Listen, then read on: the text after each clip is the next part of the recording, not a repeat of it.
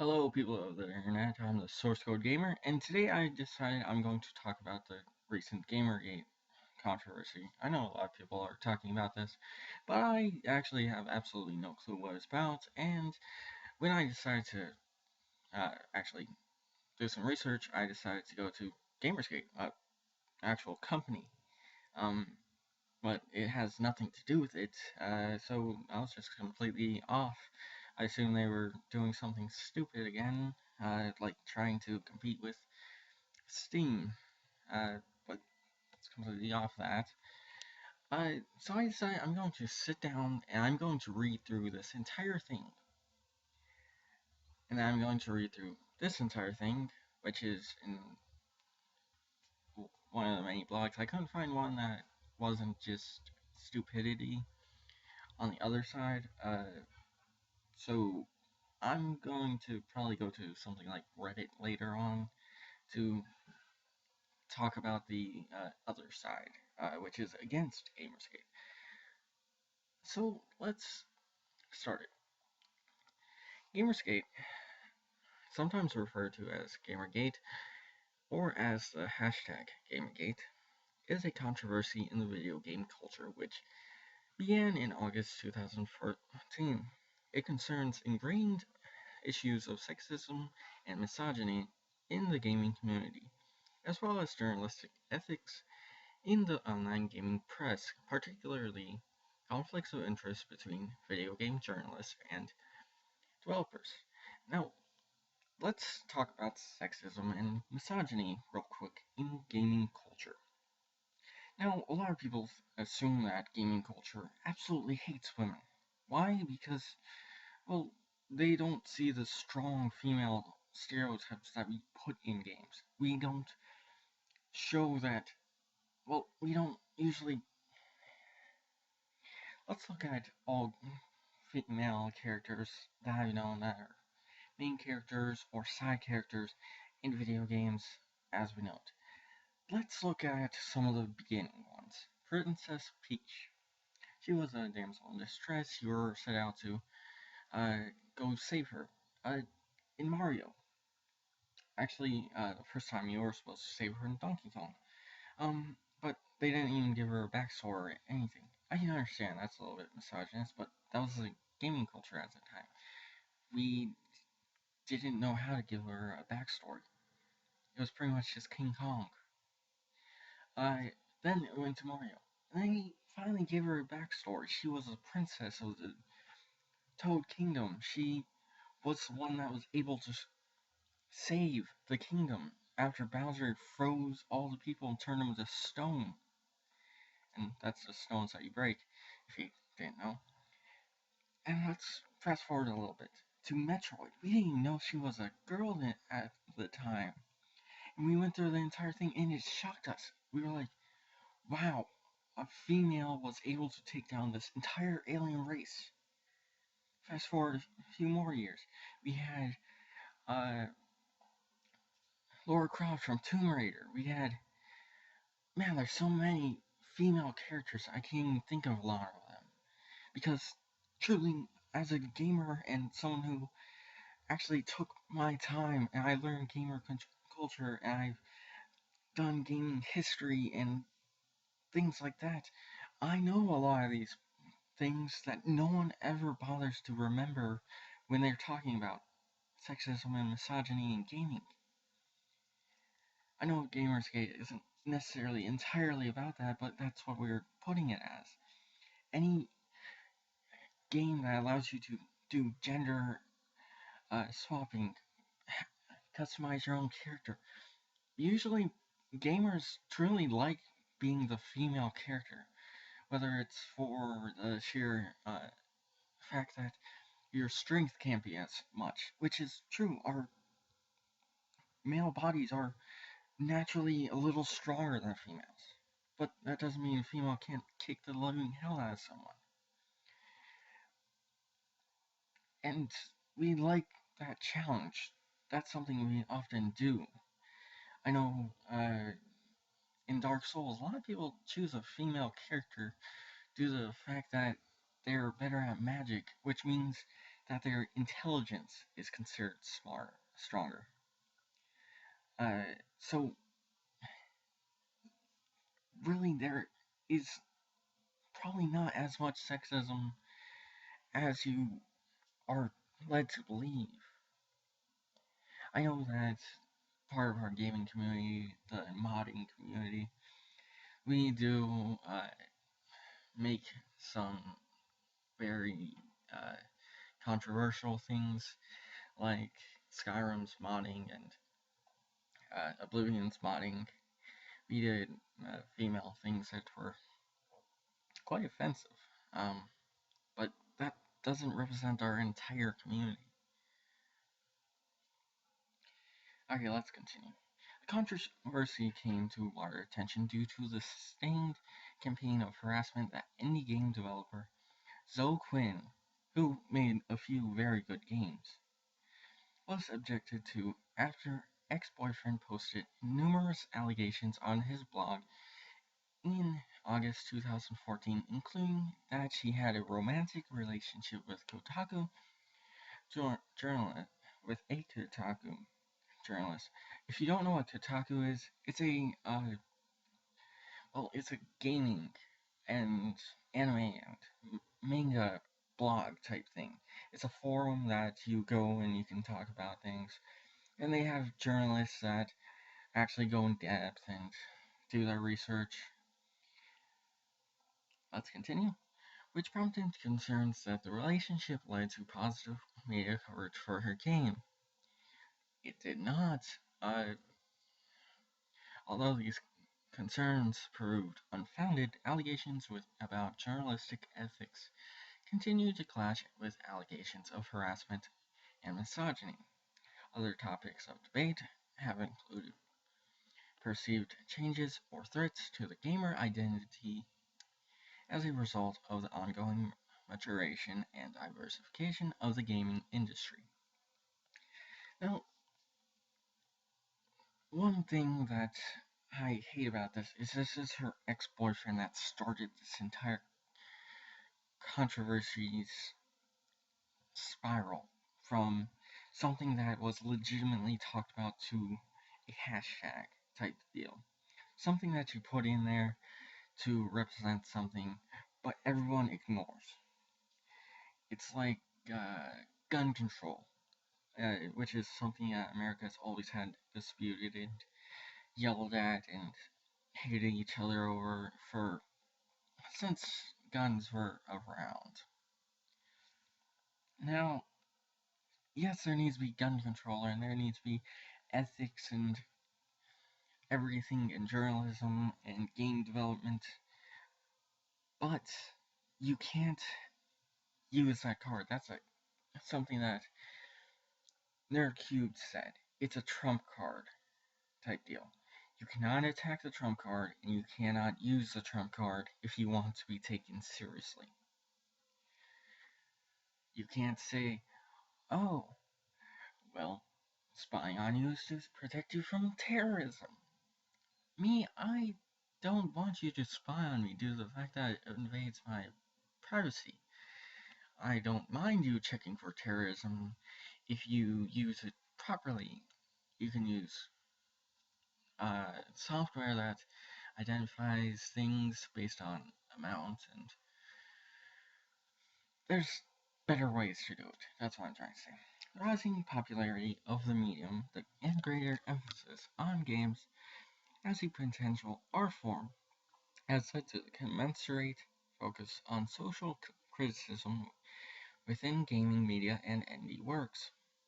This shift has prompted opposition from traditional hardcore gamers who view games purely as a form of entertainment. This opposition, however, has often been expressed in the form of personal harassment of female figures in the industry rather than constructive cultural conversations. The harassment campaign against Quinn of such ferocity as to attract significant mainstream media attention. I haven't seen anything in the media which focused on the sexist, misogynist, and trolling elements of the gaming community. Allegations of impropriety in gaming media have prompted policy changes at several outlets, and commentators generally agree that systematic problems in the gaming media need to be discussed. However, the harassment and misogyny associated with GamerGate is seen as having poisoned the well. Furthermore, the choice to focus the campaign on the heretofore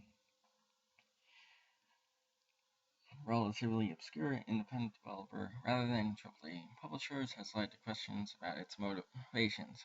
This is why I decided to do this video, because the motivations behind the thing isn't clear. It's like the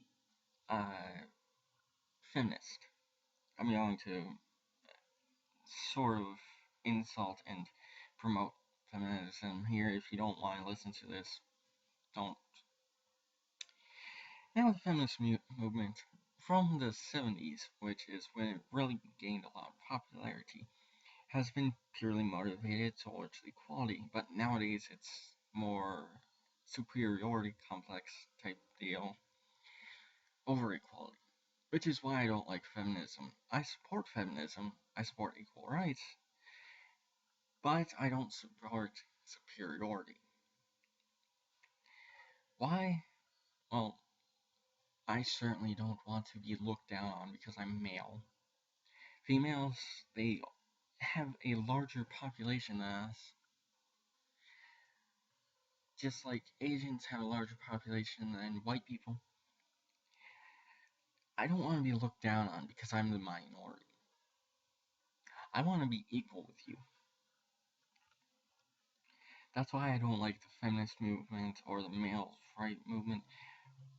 We're the equal rights movement. What happened to that? That's something that I want back. The equal rights movement was something that was clear. You want equal rights for all. You don't want some equal rights. You don't want some things. Me, if I get a job over a female, it better be because I was a better candidate. If she gets one, good. Well, she must have been better than me. She must have been nicer. She must have been smarter.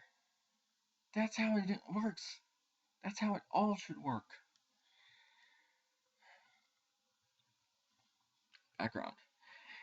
As video game production developed into a burgeoning industry, games became an increasingly consumer-oriented product focused on appealing to gamers with satisfying solitary experiences.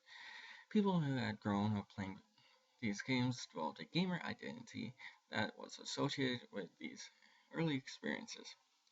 As early gamers were predominantly male, this is also seen as having contributed to gender interpretations of the identity. The emergence of the industry also gave rise to numerous publications specializing in the coverage of video games and catering to the interests of gaming enthusiasts, such as Nintendo Power, which I still have a bunch of magazines from, were even owned by manufacturers themselves. Such outlets were seen by industry leaders as a means of promotion for their products rather than sources of honest critical discussion, and there was recurring criticism of the close relationship between gaming journalists and major gaming companies. Now, most journalists do work with gaming companies because they're the reviewers, they're the ones that promote it better. If a journalist accepts a free game to review it and have everything in order for when it's released or before it's released, he shouldn't allow the fact that I got something free to sway his opinion. If, say, you got the new Assassin's Creed and it absolutely sucked, which is a lot of criticism for Assassin's Creed right now because it's not different, it's not new, it's just the old one with a new scenery. Then say that. Say that it's not new, say that it didn't innovate, say that it's still built on an engine that doesn't let it go to its full potential. If you don't like 720p, well, don't make it in 720p. And my criticism over Xbox and PS4 not meeting uh, the standards, not meeting 60 frames per second, 1080p. You built the game on a machine that can handle that even more than the gaming system. Just take a computer, rip it apart, put it back together in a gamer case, and you've got 1080p, 60 frames per second all day long. You can't build something on something and not expect the other one to, what you play it on, to be able to handle it. Because it shouldn't work like that. Let's continue. The growing popularity of games among casual consumers due to the accessible technologies such as the Nintendo Wii and smartphones expanded the audience for the industry to include many who did not fit the mold of the traditional hardcore gamer, as games also came to be seen more as an art form rather than a product. Games centering on social issues grew in popularity, and some of these were seen by elements of the hardcore gaming community as not fitting their definition of games. Grow of the audience for video games and an increasing perception of their potential as an art form prompted gaming outlets to move towards cultural criticism of the games. More effort was devoted to promoting games that were seen as artistic or incisive, and less on those that offered a traditional gaming experience. Independent video game development that also allows developers to release titles without publisher interference has made these games more common. Some gamers express concerns that these games push political agendas and are critically praised on how they present social issues as opposed to the nature of the game mechanics. Other commenters have suggested that increasing cultural criticism is a natural resulting result of the mainstream of video games and modern culture, that games have always had political points of view, and that there is room for both product-oriented and cultural-oriented games in the industry. The growth of the gaming audience also brought in a large number of women whose primary gaming interests did not conform to those of the male-oriented gamer identity, and who began to question some of the assumptions and tropes that were historically made by game development in light of the growing female audience for games and growing female representation in the gaming industry. Outlets became increasingly interested in detailing issues of gender representation in video games. One prominent critic of the representation of women in gaming is Anita Sarkeesian, whose Tropes versus Women in Video Games project is devoted to criticism of female stereotypes in games. Her initial Kickstarter to raise funds for the series and her subsequent videos have all been met with hostile commentary and harassment from hardcore gamers. Further incidents, such as those concerning Jennifer Hepler, raised concerns about sexual harassment in video gaming. Prior to August 2014, concerns about escalating harassment prompted the International Game Developers Association to provide support groups for harassed game developers and to begin discussion with the United States Federal Bureau of Investigation to help investigate online harassment of game developers. One such incident of harassment occurred when independent video game developer So Quinn developed and released her interactive fiction title Depression Quest in early 2013. as a means to represent her own bout with depression. It wasn't a bad game, in my own opinion. Some video game reviewers considered the game an important expression of significant personal themes not previously addressed in mainstream gaming. Game as communication, comfort, and tool of understanding, in words of Rock Paper Shotgun's Adam Smith. However, some members of the gaming community expressed dislike towards Quinn and the title. I can understand criticism towards the game because it kind of was poorly developed in a way, but it did address a concern. That was the main point of the game. But people looked past that and saw it as a game and not a way to express emotion. And that's part of the problem with the gaming industry in a way. They expressed concern that using a video game to present a dark theme was inappropriate, whilst others felt that the critical attention it received was disproportionate to the quality of the game, and that the game presented the solution to depression in a manner that was too simplistic. In an interview with New Yorker, Quinn stated that she began to receive hate mail over the game upon its release and the harassment surrounding Depression Quest, which by the time of its release had been going for 18 months, had created an ambient hum of menace in her life, albeit one that she has mostly been able to ignore.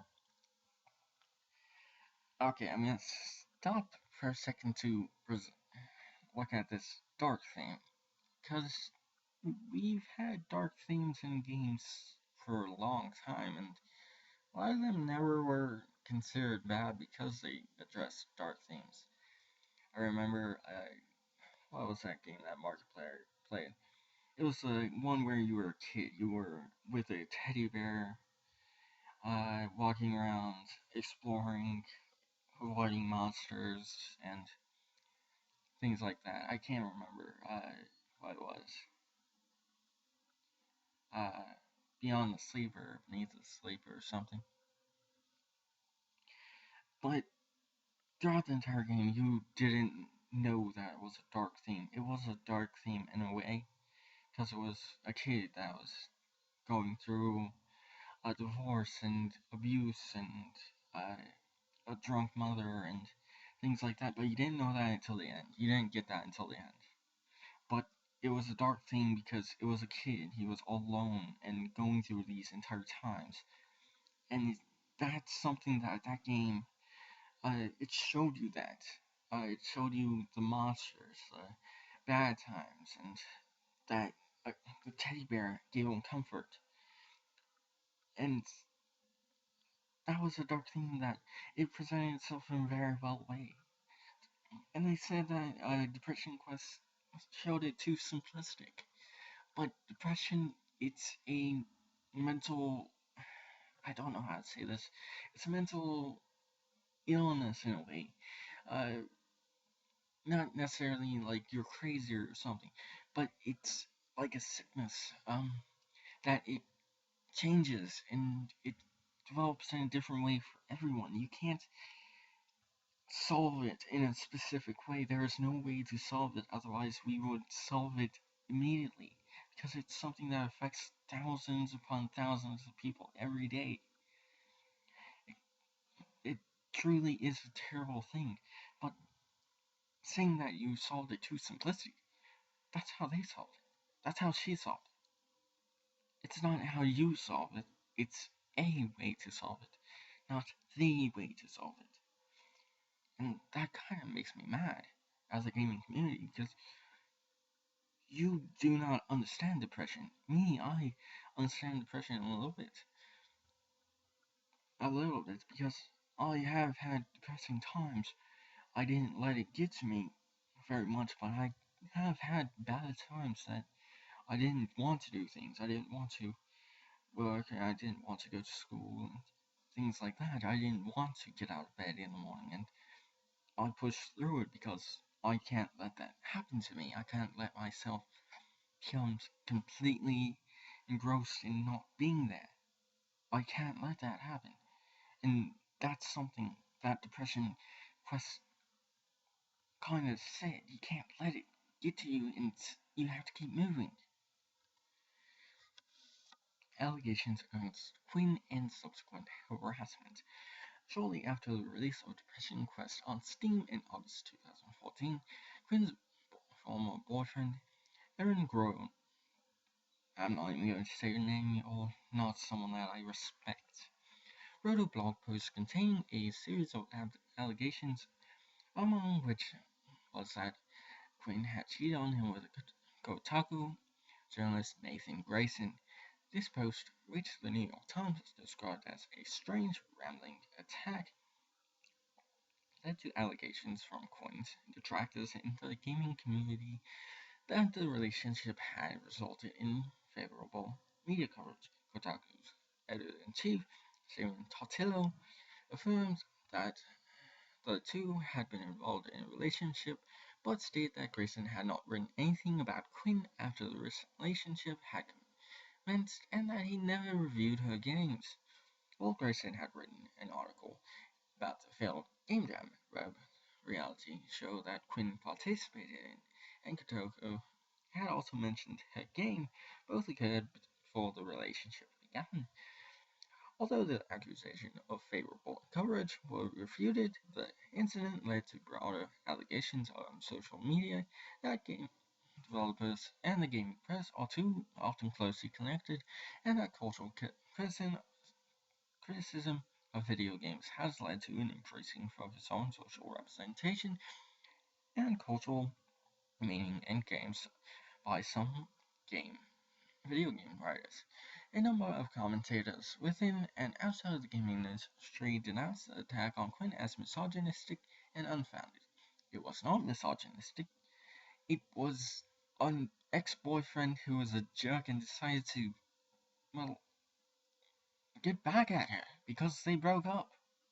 That's not misogynism. That's just being an asshole. Oh, I just cussed in my video. I'm sorry. Um, but let's talk about the relationship between gaming media and game developers. In a way, because I have something. I've watched the Broken podcast. You know, the collaboration between Cinnamon Toast Ken and PewDiePie, where they talk about issues and basically just mess around like friends do every week or so. And one thing that occurred in either the first or second was PewDiePie was talking about how he was talking with Microsoft, and they asked him, "Hey, what are you playing lately?"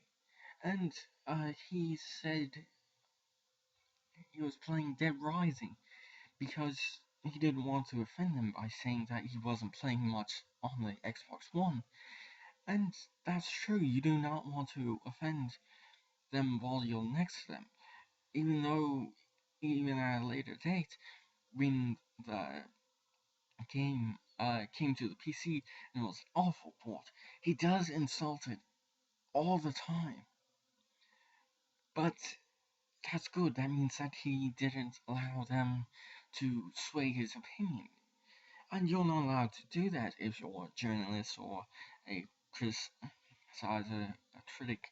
And you have to maintain that. You cannot let your personal emotions or everyone swaying you to sway your opinion.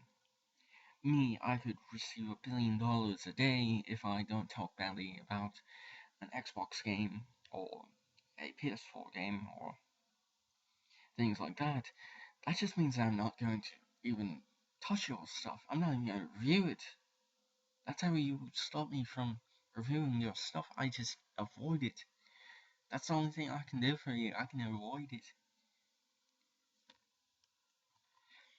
As a result of these allegations, Quinn and her family were subsequently subjected to what the Washington Post called a virulent harassment campaign, including doxing, threats of rape, hacking attempts, and at least one death threat.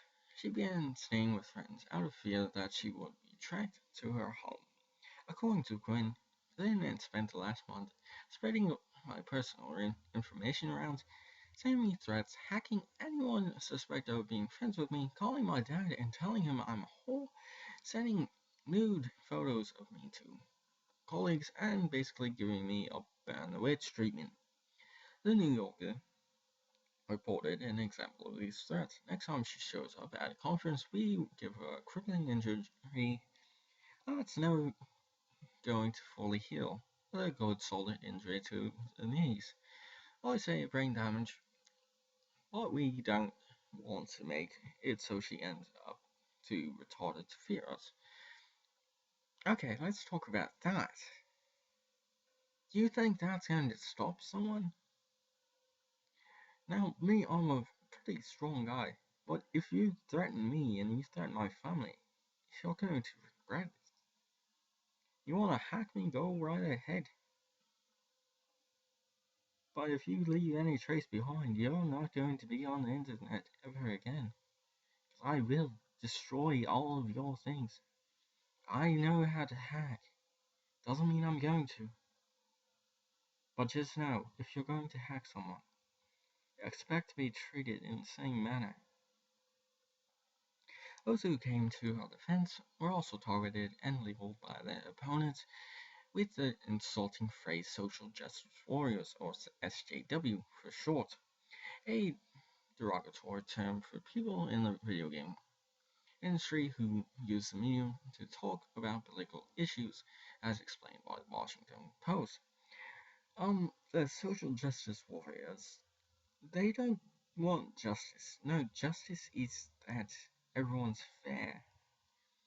She made a game. She didn't do anything wrong.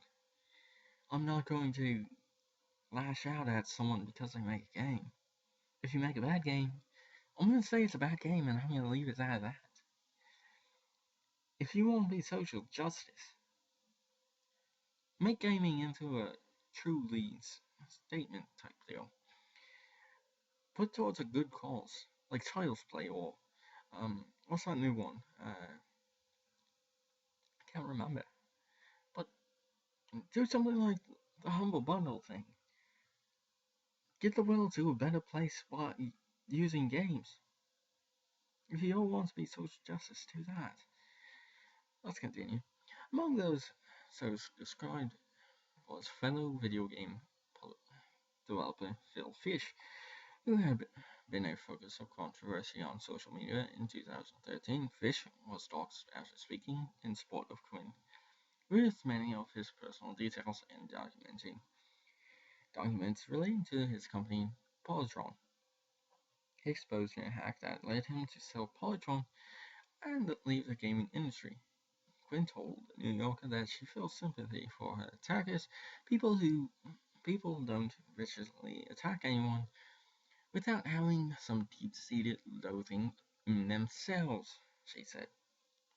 That's true. If you really want to attack someone, you better hate yourself more than them.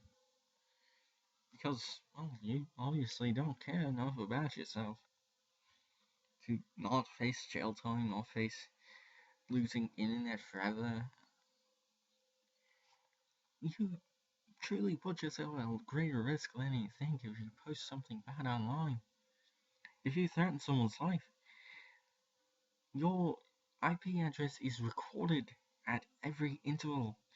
If you use Tor, your IP address is still recorded. You don't realize it. It is still recorded and you will lose internet. No company wants someone that's a hacker. No company wants someone that's a jerk. Learn your way around the internet. Be nice. The harassment expanded to include renewed threats against Sarkeesian after a new episode in a series Women in as Background Part 2 was released shortly after whatever his name is, blog entry. She reported that she had received death threats that compelled her to temporarily leave her home shortly after at the XOXO festival in Portland, Oregon.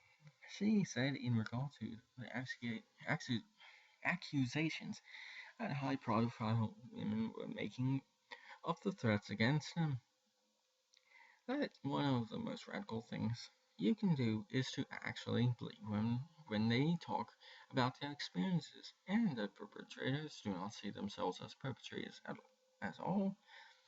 They see themselves as noble warriors. The online harassment of Quinn and the death threats against Caucasian prompted an open letter to the gaming community by indie game developer Andreas Zecker, who called upon the community to take a public stand against the attacks. The letter attracted the signatures of more than 2,000 professionals within the gaming industry. The large and varied response to the letter was considered by many in the gaming industry to be a sign that people involved in the harassment attacks not representative and compromise a vocal minority of the overall gaming population. Non-gaming media attention has focused on highly personal nature of the allegations about Quinn and the subsequent campaign of harassment, linking the issue with historical perceptions of the gaming community as sexist and reactionary. According to Sarah Kaplan of the Washington Post, sexism in gaming is long documented, much debated but seemingly intractable problem, and became the crux of Gamergate controversy. In an article for The Guardian, Jen Frank described the tactics used in the harassment campaign and of the climate of fear it generated through its attacks on women and their allies. Frank concluded that the alienating abuse environment would harm not only women but the industry as a whole. Frank was also targeted for harassment and announced she was leaving game journalism. Some of the harassment alleged that Frank had concealed her Patreon support of Quinn. However, Frank had included a disclosure in her opt that had been removed by editors at The Guardian. Writing in the week, Ryan Copper called the harassment campaign an online form of terrorism, intended to reverse a trend in gaming culture toward increasing acceptance of women, and stated that social media platforms need to tighten their policies and protections against threats and abuse. Speaking on Iowa Public Radio, academic Cindy Tricobi said the harassment campaign was intended to drive women out of public spaces and intimidate them into silence. The feminist journalist and author Lori Penny characterized the reason for ferocity of the reaction against the shift in gaming culture. Thus, the problem is that women are creating culture, changing culture, redefining culture, and those portions. I'm not even gonna read it. Those.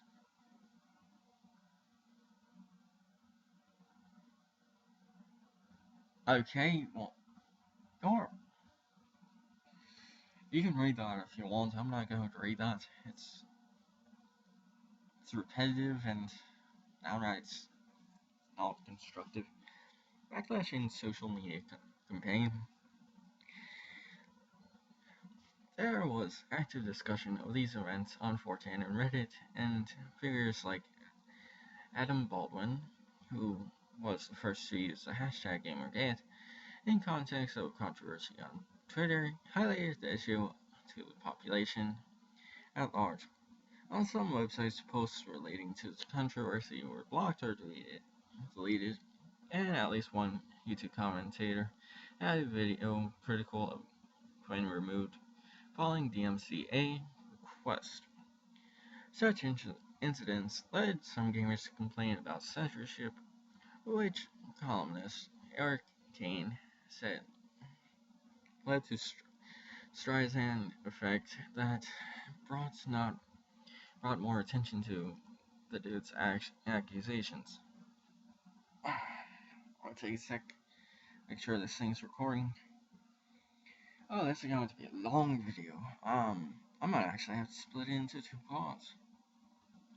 Yeah, I think I'm going to go down to this one, the roll of that. And then I'm going to leave this into the second part, which hopefully finishes off this first article and heads on to that one. It will give me a break too. A portion of those that support the GamerGate movement took issue with the widespread description of the movement as misogynistic, asserting that the focus on misogyny served mainly to deflect criticism of gaming journalism, according to the Washington Post. I agree. A second Twitter hashtag #NotYourShield began to be used with the intention of showing that women and other minorities, women aren't minorities, women are a majority in the gaming community. Oh, well, in the gaming community, I guess they still are a minority, but they still are a majority of the human population.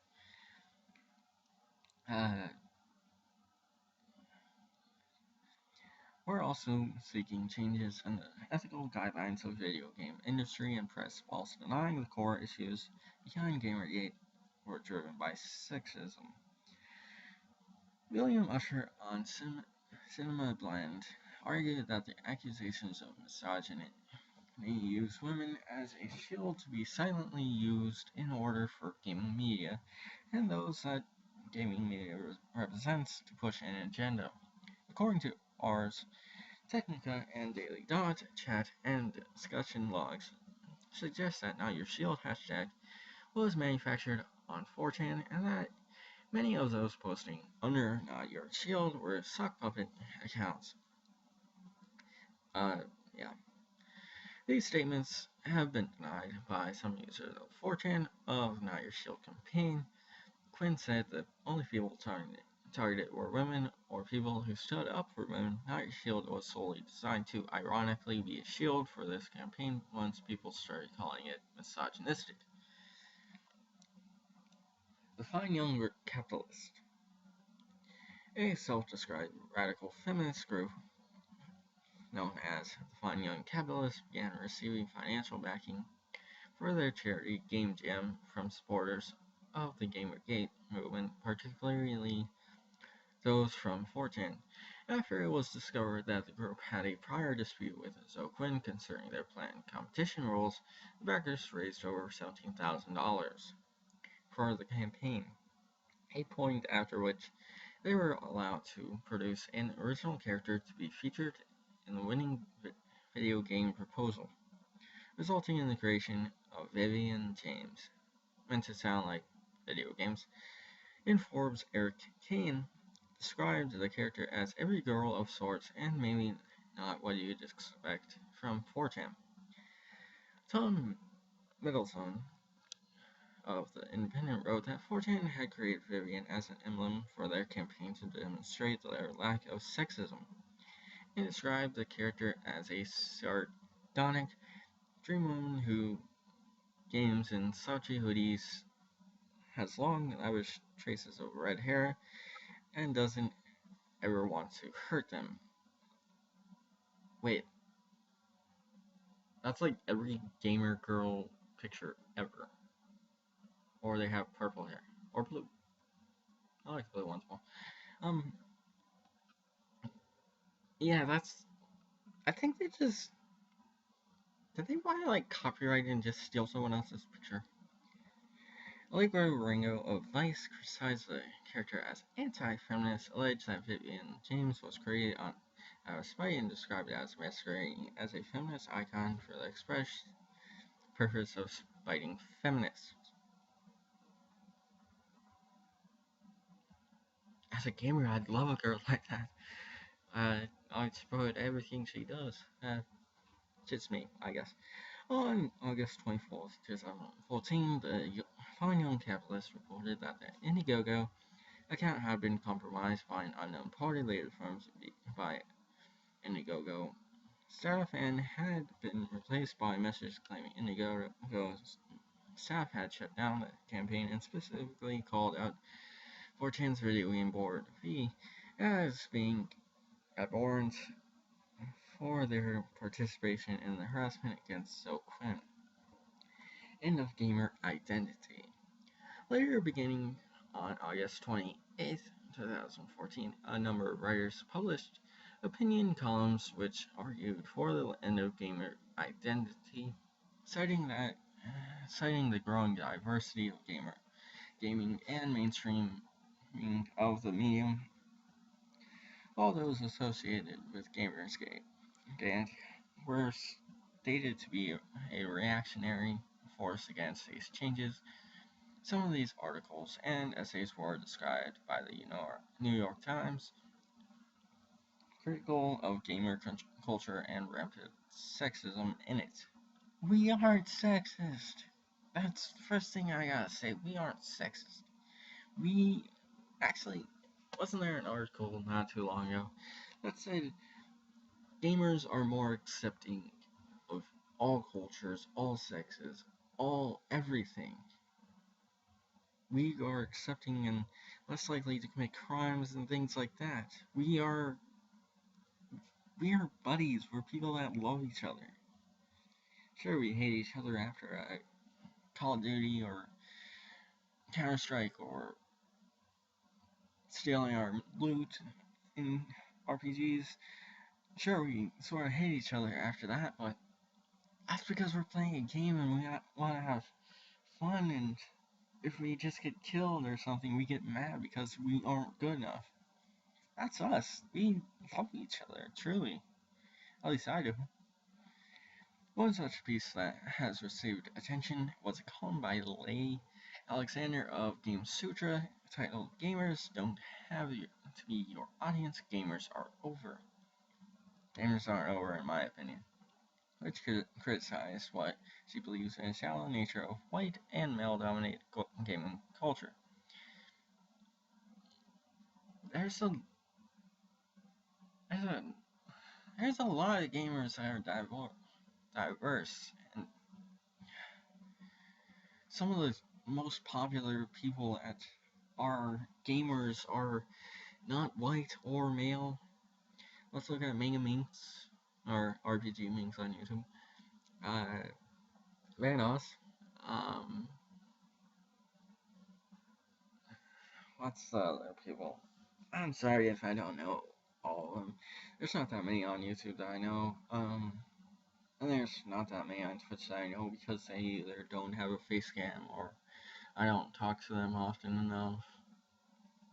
But some of the strongest FPS players aren't white or male or skinny or fat or we're diverse. And which was described by The Verge as an acknowledgement of video game stuff and breadth in 2014. As a result of articles and essays like Game Sutra's piece, there were concerns that the divide between gaming journalists and the gaming community was deepening, with games writers seen as attacking their own audience. David Barbeck of Slate argued that gaming culture is changing, with ordinary video game journalists being phased out in favor of video game enthusiasts and amateur let's play commentators who use YouTube and Twitch. PewDiePie is no amateur.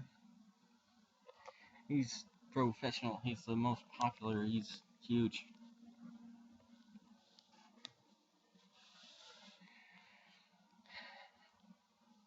Alright, I'm going to finish this article right here, and then I'm going to take a break myself, and then I'm going to come back and continue.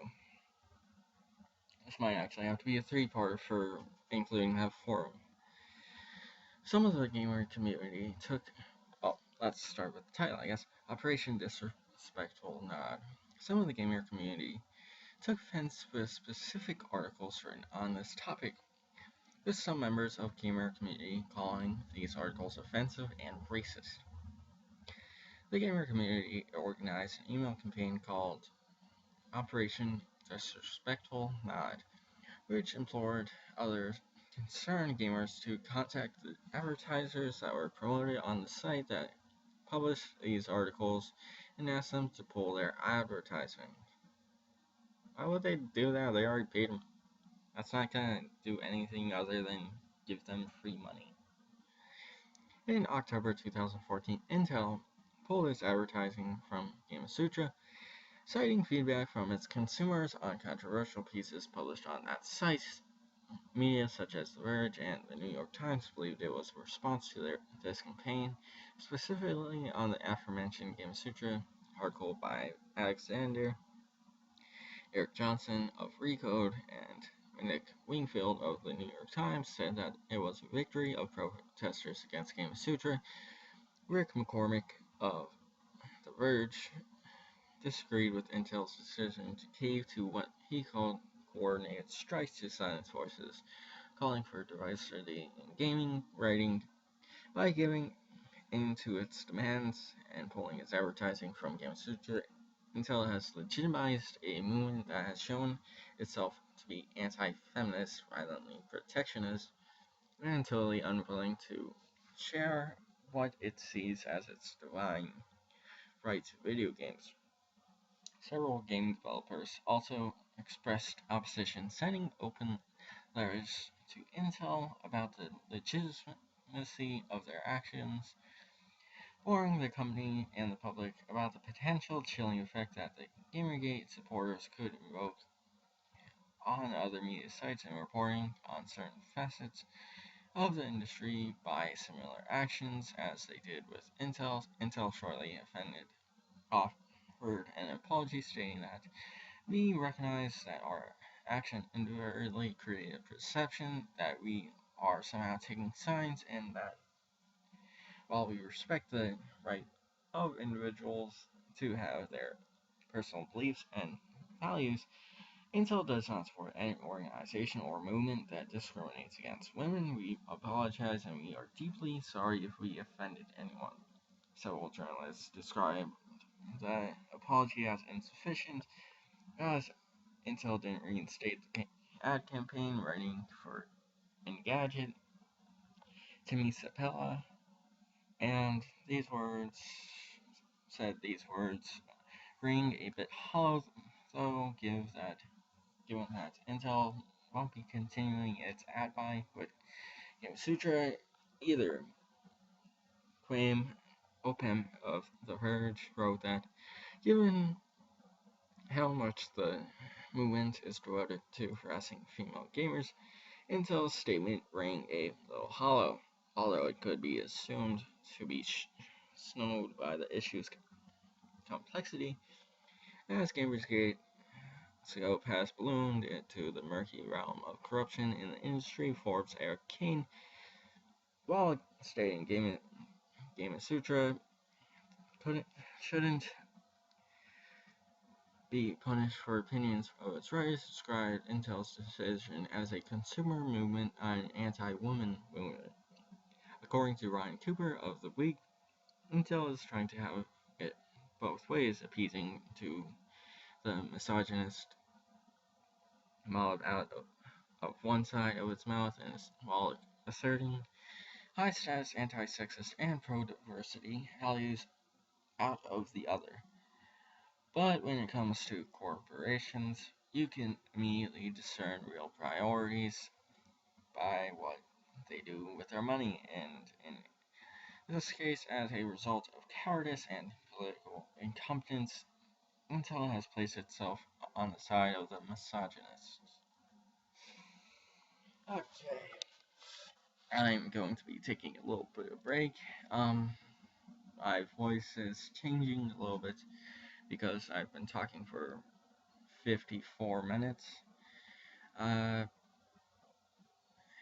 Yeah, I'm gonna take a short little break. Then I'm gonna continue. Uh, Hope you guys stay tuned for the next part or two. Not sure how long this is going to be. But thank you very much for watching. I will see you in the next one. Goodbye.